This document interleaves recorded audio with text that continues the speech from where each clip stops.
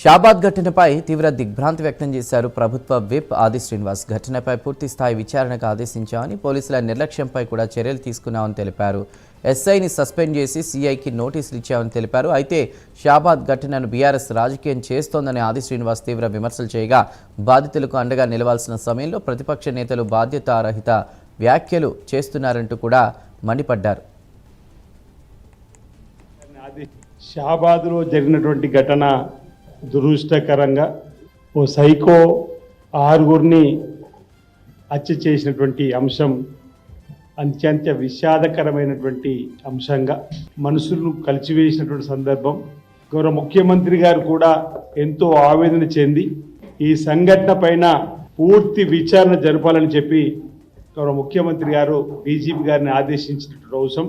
రంగారెడ్డి జిల్లా కలెక్టర్ గారు కూడా తగు ఆదేశాలను ఇచ్చి పోలీసుల నిర్లక్ష్యం పైన కూడా విచారణ జరపాలని, వెంటనే ఎస్ఐని సస్పెండ్ చేస్తూ సిఐకి నోటీసులు ఇస్తూ ఈ అంశంలో ఈ రాష్ట్ర ప్రభుత్వం తీవ్రమైనటువంటి మనసు కలిసివేసిన ఘటనగా తీసుకొని చర్య తీసుకోవాలని చెప్పి చేస్తున్న సందర్భం.